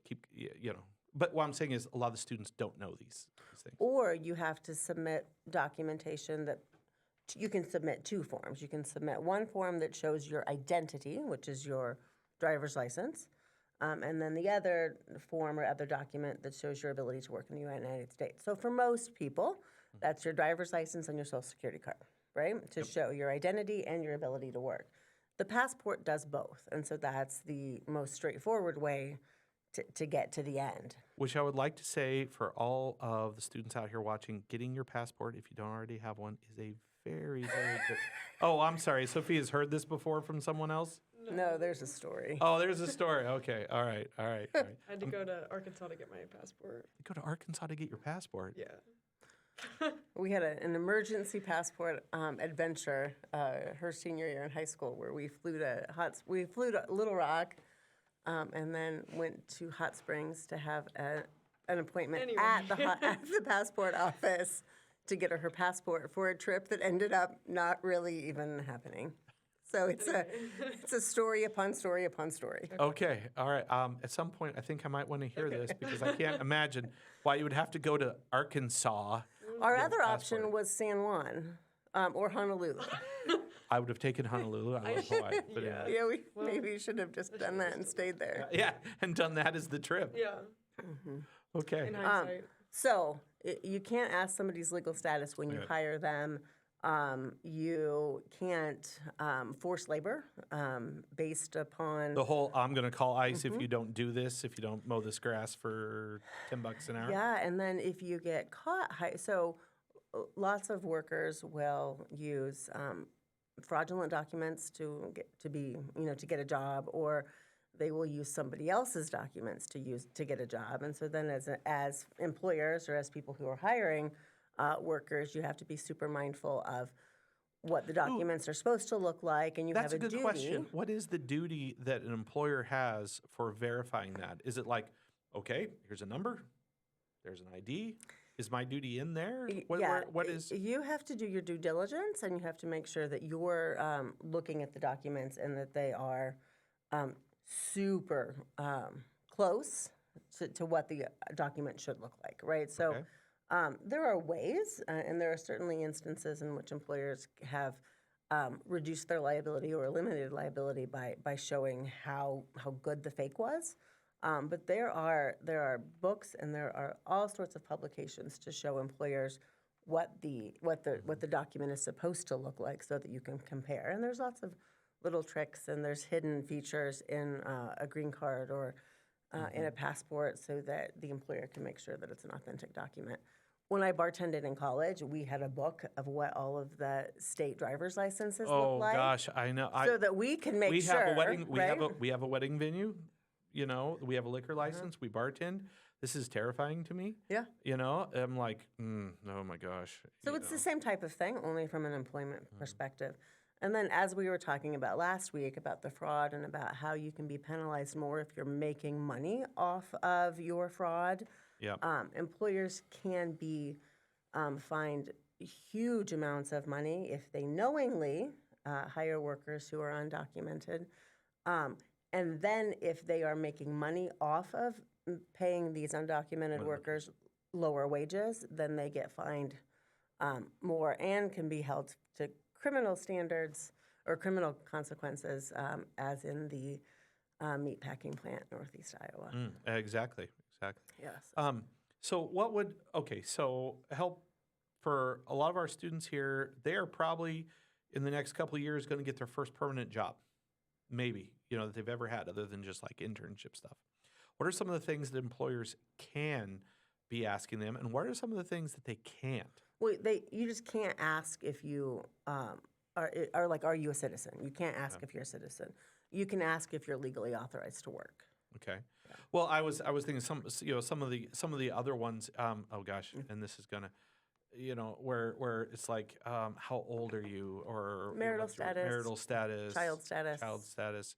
But there's lots of ways that they get around that. When I got my second job out of law school, I had 3 kids, and my youngest was under 1, and they certainly couldn't ask me if I had children.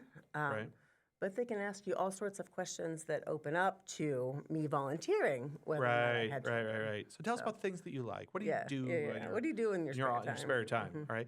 And that is something. I guess what I would like to point out to the students, and we kind of hinted on this last week, is that while they can't ask about things like that, what they can do is find information that you willingly put on yourself on the internet. And that is something that did not exist when we were looking for jobs, right? Thank God. Exactly. There's still this ongoing debate in my students, was Brad Perkins at the 1988 Visha riot or not? And my students will never be able to prove it one way or another because there's no evidence, right? I could have been home studying. I was in high school at the time. Did friends of mine and I get together, drive the 2 hours to Ames because we heard that Visha was a good time, or did we go to a movie that night? Are you going to answer that question? Absolutely not. What's Visha? Right. He doesn't remember Visha. That means he was there. There you are. Guilty. See, you're busted. I think it happened when I was studying. Oh, yeah, exactly. I was studying in the same place probably. Right, in Tassels. He was studying in Tassels. He couldn't get into Tassels over Visha. It was way too crowded. I heard. Not that I would go there, but anyway. But my point is that a lot of those questions that they can't ask, they can find easily because everybody puts so much information out there. Like let me give an example. Here, a few years ago, I was buying some. Oops. All right.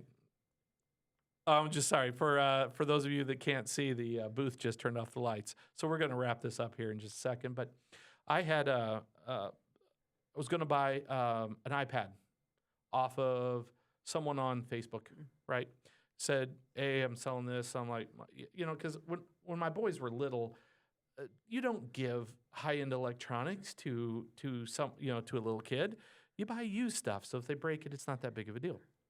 So what I did is I found, you know, used stuff online. Well, when you're going to meet anyone to buy such things, it's always a good idea. I just Google what I can find out about them, and it is interesting. So this one young lady that I had messaged back and forth on Facebook Marketplace or whatever. Anyway, she's like, all right, meet me at this time. Here's, you know, here's my phone number, whatever. I'm like, I just Googled that phone number. Within literally 10 seconds, I found out her job and that she has a drinking problem. You know, there was her getting pulled over for OWI. That was in the paper. You know, let me see here. Her Facebook posts that were all about drinking. You know, from an employer standpoint, what would they have done? They'd have simply said, hey, whatever firm, check this person out. They would have checked this person out and said, pass. They wouldn't have told the employer why. And, you know, they don't have to. They'd just be like, all right, we found enough, pass. And I'm just saying that students, and this is, in our day, we could do something stupid and the whole world doesn't have to know about it. In today's day, if the student does something dumb enough, the whole world will know about it before the end of the day. They could be internet famous. And that is not a good place to be. So what I'm saying is that's part of that different world. The opportunities are greater for them today, and the consequences are harsher. You know, both things are true at the same time. And it is a delicate balancing act. And what I don't like is that someone in their teens or early 20s can't make a mistake, learn from it, and move on. And that to me is a little bit sad. You know, I kind of regret those days. But that's the way the world is. And so as we're talking about everything from legal status to engineering major to whatever it is, the whole hiring and firing and process, you know, students that are watching this, you need to be cognizant of that employers are finding that information out that maybe they can't ask about. But if you're making it too public, they will find out. The term here is digital dirt on the internet. And if you don't believe employers are checking that out on you as a student when you're applying, you're not seeing the world in its real form. All right. I guess any last thoughts here? Looks like we're about ready to wrap up. No? No. Hey, I sure appreciate you guys coming out here in the snowstorm for the interview. As always, you're always love to have you tune in. I've got some other guests. I emailed those to you. You might enjoy tuning into those. I mean, if such things interest you, it's not good for credit on your, you know, getting back on your return, but you'll have the edge up on some of the electives that you have to take. All right. All right. All right. Awesome. All right. Well, thank you for another good week. Appreciate it. And we'll try to get this edited and online soon.